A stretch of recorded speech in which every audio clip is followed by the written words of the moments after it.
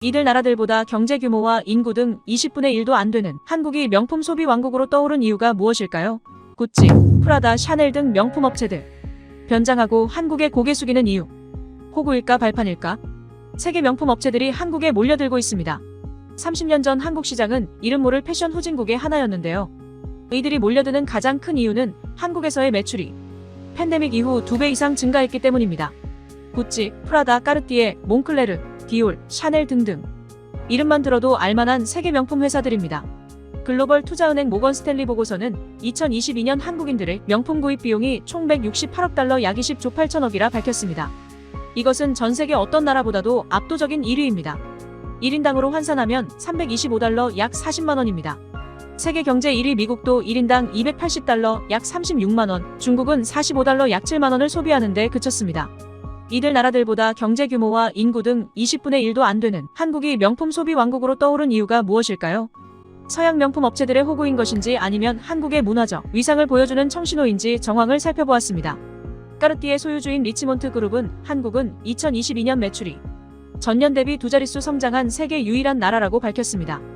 프라다는 중국 봉쇄 시장 정책으로 인해 2022년 7%의 매출이 급감했지만 한국에서의 강력한 실적으로 크게 만회했습니다. 이 보고서는 한국의 명품 소비 열풍의 주원인으로 사회적 지위에 대한 과시 욕구를 우선적으로 꼽았습니다. 한국 소비의 특징은 다른 나라보다 외모와 경제적 성공에 영향을 많이 받는 편이며 부를 드러내는데 관용적이라는 것입니다. 거의 모든 유명 한국 연예인이 명품 브랜드 홍보 모델을 맡고 있는 것도 명품 소비 증가의 배경이라고 분석했습니다. 실제로 이는 글로벌 컨설팅 업체 맥킨지 설문조사에서도 명품을 과시하는 것에 부정적이라는 응답 비율이 일본이 45%, 중국이 38%인 반면 한국은 22%로 가장 낮은 수치를 나타내고 있습니다. 그 밖에 2021년 부동산 가격 상승으로 인한 순자산 가치 증가도 구매 상승으로 이어졌다는 분석입니다. 한 명품 브랜드의 마케팅 관계자는 5년 6년 전만 해도 아시아 시장에선 중국과 일본이 강세였지만 현재는 K-팝, 영화, 넷플릭스 등 엔터테인먼트 콘텐츠가 대세로 떠오른 한국이 아시아의 중심이 된 분위기라며 한국 연예인들에 대한 인지도가 높아지며 이들을 앰베서더로 발탁해 한국인 지도를 높이려는 명품 브랜드도 있다고 말했습니다. 경제학의 기본 법칙 중 하나인 수요의 법칙이 통하지 않는 유일무이한 시장이 명품 시장이라고 전문가들은 말합니다. 팬데믹으로 인한 경기 침체에도 변함없이 가격 인상에 나선 명품 브랜드들은 온라인 시장을 타고 날개를 달고 있습니다. 한국에서도 유명 백화점 앞에서는 도플런 즉 매장이 열리자마자 달려가 구매하는 행위가 신종아르바이트로 부상한 지 오래입니다. 명품은 팬데믹을 거치면서 가격이 오를수록 수요가 증가한다는 배블런 효과를 제대로 증명하고 있습니다. 명품은 흔히 과시욕, 만족감, 자기애, 보상심리 등 다양한 심리 요인이 구매로 이어진다고 알려지고 있습니다. 업계 전문가들은 장기화된 팬데믹의 불안감이 명품 시장이 성장으로 이어졌다고 분석하고 있습니다. 코로나19가 욕구를 자극하며 보복 소비를 낳았다는 것이며 이제 세계 명품 회사들이 한국에 직접 찾아오는 시대가 도래했습니다.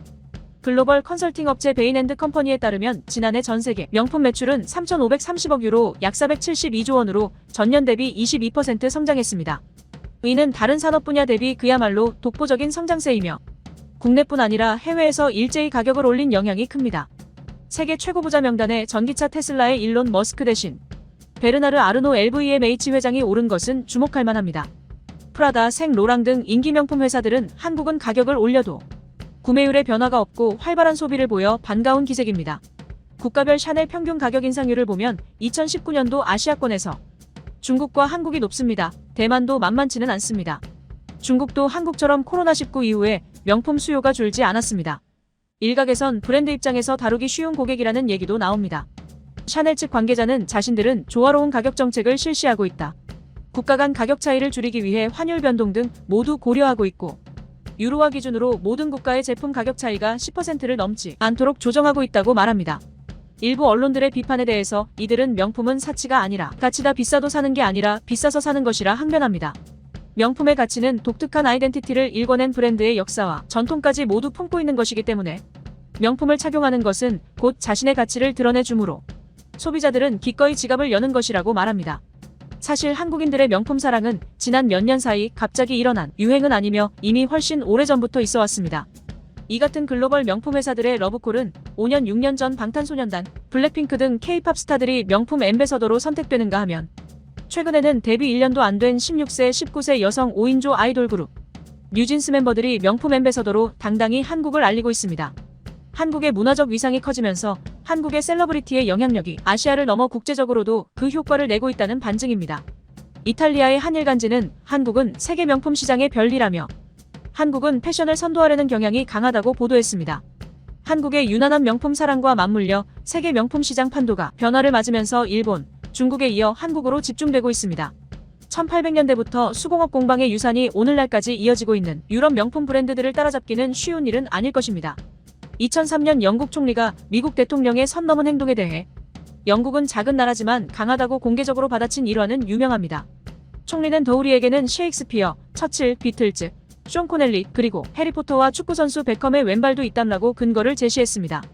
총리가 주장한 영국의 국력에 대한 근거는 터무니없어 보이지만 그들 문화에 어떠한 자부심을 가지고 있는지 느낄 수 있는 장면입니다.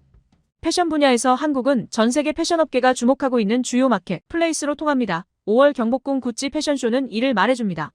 4월 루이비통 한강 잠수교 패션쇼에서 이들은 전 세계가 주목하는 문화허브 서울에서 첫 프리폴 패션쇼를 함께해 기쁘다고 말했습니다. 콧대 높은 샤넬이 세계 최초로 신세계 SSG.com과 이커머스 판매를 허용한 것은 한국의 위상과 무관하지 않다는 게 업계의 시각입니다. 코로나19 이후 급격히 세력을 키운 이커머스 공룡 아마존에 가격 주도권을 뺏기지 않으려는 명품업계의 전략도 숨어 있습니다. 해외 팬들, 세계인들이 한국 문화를 접하고 급속히 불붙은 곳은 글로벌 플랫폼 유튜브와 OTT 플랫폼 넷플릭스였습니다. 결국 70억 소비 시장, 고객들이 브랜드를 만나려면 접점이 필요하고 그곳은 유통 및 판매가 이뤄지는 플랫폼이 안착되어야 가능합니다. 대한민국 사치품 소비는 2015년 이후 8년 만에 2배 상승했습니다. 팬데믹 당시 집값이 상승하자 집주인들은 사치품을 소비했습니다. 원래 사치품은 대중을 대상으로 한 제품이 아니었지만 한국은 아닙니다. 1990년대 일본과 비슷하다고 말해집니다. 현재는 한국이 중국인의 6배 사치품을 쓰고 있지만 대책이 없다면 일본처럼 30년 후 명품 시장이 꺼질 수 있다고 분석했습니다. 명품 업체들도 명품 내에서 시장 양극화 상황을 경험하고 있습니다. 본래의 주류인 하이엔드급 제품은 흔들림이 없었지만 MZ세대를 포함한 간 명품 가치에 눈뜨기 시작한 소비층을 겨냥한 낮은 가격대의 브랜드 판매 예약이 줄줄이 취소된 것입니다. 명품 업체들은 하이엔드급 제품을 더 좋은 물건, 하나밖에 없는 제품을 한국에 들여오느냐 마느냐를 두고 고민하고 있습니다. 장인 정신까지 깃든 해외 명품 가치는 지속적인 소비 증가와 가격 상승 현상으로 금처럼 안정적인 화폐 대체가 될 수 있지만 문제는 이것을 주도하거나 조절할 수가 없다는 점일 것입니다. 전쟁과 세계적인 침체 가운데 인기가 지속될지도 미지수입니다. 브랜드 서비스 산업에서 세계에서 인정받는 아이코닉한 인물이나 브랜드가 떠오르지 않지만 앞으로는 그 흐름이 바뀌길 기대합니다.